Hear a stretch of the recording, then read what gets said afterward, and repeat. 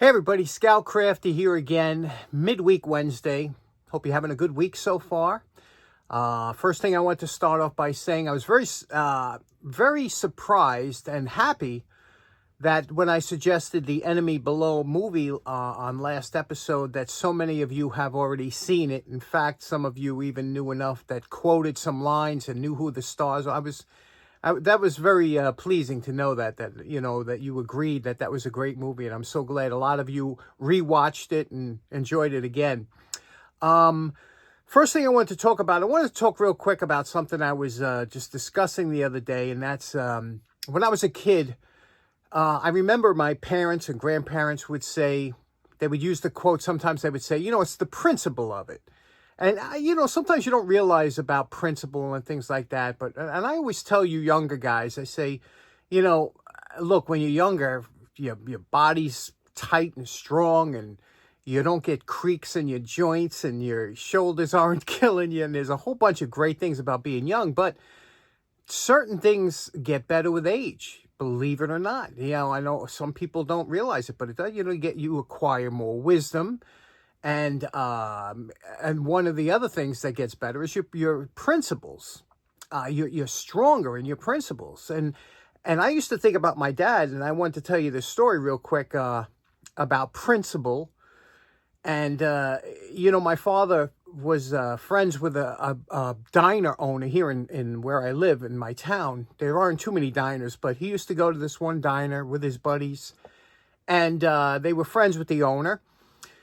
And the owner he said, I want to get a dog. And he was going to buy a dog. My father said, why don't you go down over to, North Shore and pick up a dog, adopt one instead of buying one, And, and the guy went over to, and he did, he went to North Shore and they picked up a nice dog.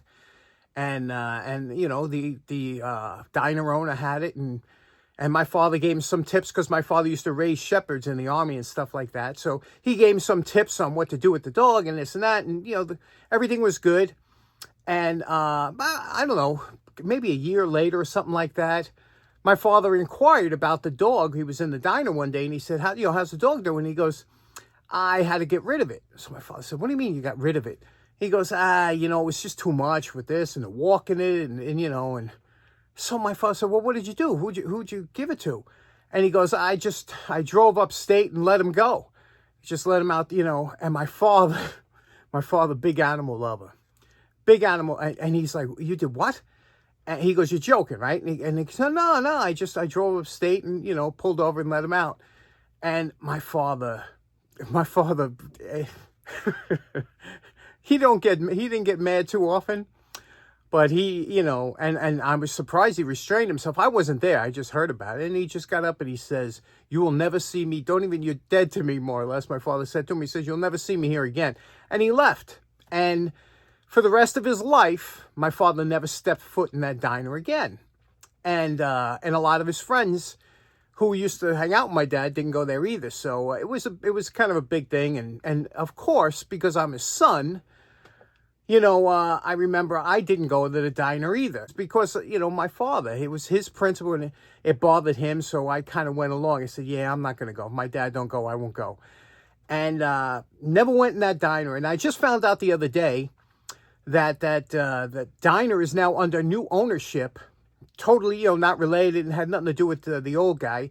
So I'm looking forward to going back there. And I was just wondering if any of you have ever experienced a principle like that in your life, in your common day, because there's a lot of things we do in principle, like I won't buy certain items because, they support different ideologies than I do.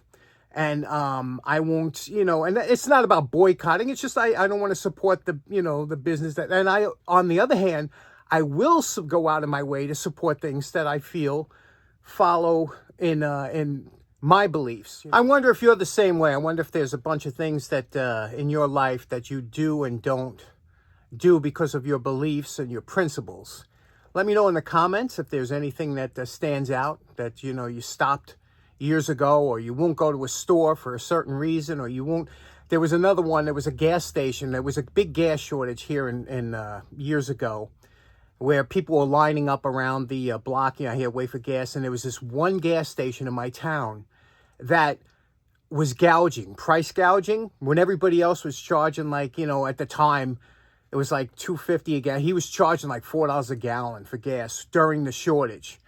And everybody in my town remembered that. And when the gas shortage was over, his place nobody went there.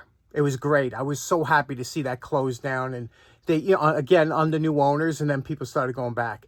So let me know in the comments if you had an incident similar to what I'm talking about. Okay, starting off with today's episode real quick. I did this here. I found this on my poor man's flea market, and unfortunately somebody cut the cord off of this. You know, and what a shame. It's a beautiful, you can see here, look at the embellishments on the socket here. This was made by Eagle Electric, and like I said, these have become very collectible. These are bedboard lights, what they usually would hang on the bedboard when you would read, and it's Bakelite. And I just wanted to do a quick fix-up and restoration. I was on my walk last night, and there was a printer, 2 big printers thrown out in the garbage, and the sanitation truck was 10 feet away when I ran over and cut the cord. He was looking at me like, what are you, nuts? Anyway, so I'm going to put this cord on. Let me show you real quick how you do it. Sometimes there's a screw and the whole assembly will come out. This doesn't. They're riveted in. So what you have to do, first of all, is you remove this hungry bulb. This is a pretty big bulb for this light, huh? But then again, that's what they did back in the day. They would put some big bulbs in here. Then Bakelite was good. And you unscrew, this is the switch. Unscrew the switch, and that should allow this socket to come out. To get the socket out, what you do is you take the cord and push the cord through the hole here like this, and you'll see the socket starting to pop out. Okay, there we go, and pull this out, and look at that. This is, you could tell this is old-timey because they used a knot as a strain relief. Isn't that cool? They would just tie it in a knot. And there we go. That's the socket, and then we'll clean this up. We'll clean this up, put it back together real quick. Okay, we washed the dust and everything that was off there with just a little bit of soap and water. And now I'm going to take some vintage polishing compound here. See here, polishing compound. It's getting a little bit dry in here, isn't it? We're getting to the bottom here. Okay, sometimes you have to mix this up with a little bit of water to get it to flow. Okay, that was much too dry. If ever you go to a flea market or something, you see an old container of wax or a polishing compound, you buy it, and before you toss it, mix it up with a little bit of water and get it back into that kind of slurry that you want, as, you know, either polishing compound or wax or something. The water, sometimes if the lid isn't on tight, it'll dry out, but you can always reconstitute it with a little bit of water. Now we're just going to go over this and shine it up. Many times when you're working on old-time projects, a lot of times you'll get something that looks like this, and you think it's nicotine, and a lot of times it is. But on this case here, this is actually the Bakelite tends to oxidize. And what happens is when you use the polishing compound, it removes all that oxidation and will bring it back to a beautiful luster. So just keep working it through and buff it out, and you'll see how nice it comes out. Okay, here we go. This is just the polishing compound. We're going to wax this afterwards, get rid of the fingerprints that'll pick up just from the polishing compound. Then the wax will do a nice job. And then we cleaned up the tops here. Now we're going to... this is interesting because the switch here is soldered. Usually they had screw connectors, but these were soldered. And it's a very simple switch. You see here, there's a lever here that when you turn this like this, well, actually it would be like this. So when you want it to be on, this little lever, there's underneath it, let me get a light so you can see. Okay, maybe you could see this, but underneath that contact, there's a little lever that pushes it up to make contact with the other one. So there we go. It's just, all it does is it raises and lowers that contact, the switch. It'll last forever. To clean a switch like this, we take a little contact cleaner like this, spray it onto a Q-tip, just a little bit on there. That's all you need. Go in there. Remember, this goes up, so the contact's here. Just put this in here and spin it around like this, and you'll see that'll clean out the contact.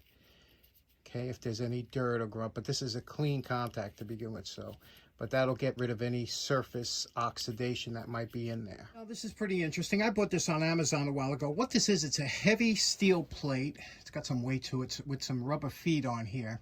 And these are magnets, you see? They just magnets that clip on here. And they have little rubber alligator clips so that when you want to hold something, like here, I want to hold this socket, but you can't really work with, you need an extra hand, and that's exactly what this is. We'll put on the socket. Now we're going to take out, we're going to heat up the solder and remove this old cord. Now, sometimes to remove solder, I'm hoping with this is when we get it hot enough, it'll just pull off. But sometimes it depends on the situation. Sometimes the solder will pool up on you, it won't come off. And that's what this is used for. And what this is called desoldering braid. And all it is, it's a copper braid. And what you do is when you touch this and your soldering iron on top of it, the solder will absorb into the copper because this gets very hot very quick. And it will draw the solder into this braid. And that's how you get rid of old solder. They use this a lot on circuit boards and things like that. If you ever come across it, good thing to have. Desoldering braid. Now, the first thing we're going to do is clean out the socket with a little contact cleaner, wipe it around here. Then we're going to clean out that contact at the bottom in a minute. We're going to use a pencil eraser to do that. And you can see here we soldered the leads and everything's on there nice and tight. Now, to clean that contact, like I said, we're taking a pencil eraser and just going around. I learned this back in the service. Everybody's taught this because this is every time you took out your old PRC 77 radio, you had to clean the contacts out before you went out for any operation. And this was something everybody did and everybody had to learn to do. And you know, my favorite part, remember what this Eagle Bakelite lamp looked like before we started. And we're calling this project done. You can see what we did here. Now we waxed it, polished it up. Yeah, isn't that beautiful how Bakelite comes out? And you can see here, we cleaned up the tops here. We put a little felt in here, so that's what originally it had, so it won't scratch anything. There's a bulb. We have a 1 watt in there. You can see, there we go, 1 watt. It'll be a nice light that you can leave on. This would be a good light you could put over. They used to use these not only over beds, but they would use these lights over paintings. You know, you could leave that on all the time, and just a lovely little light, huh? There we go. Eagle Electric, a Bakelite, circa 1940s. Okay, so that was a lot of fun. I think I'm going to use that lamp over a lock display or a tool display. I think it'll look real cool. I love that old-timey stuff. A couple announcements real quick. We have 2 shows coming up this weekend, even though it's supposed to be a wet weekend. We had a dry, beautiful spring, but now we're getting a wet summer, which is fine with me. Everything's nice and green still. One is Zagreb, Connecticut. The other was Jacktown, Pennsylvania. I'll be in Jacktown in Bangor, Pennsylvania. And I'll be there on Friday, hopefully to meet up with Mike, small engine mechanic in 805 Road King. And yeah, I'll be there Friday afternoon. And if anybody is in the area, come by one of the 3 days. It's a 3-day show, this summer show. It's a nice show. And let me know in the comments if you had any experience with having to use principles and boycotting something or something. Let us know. Anyway, thanks so much for tuning in. Hope you have a great day. We'll see you again on Friday. Take care now. Bye-bye.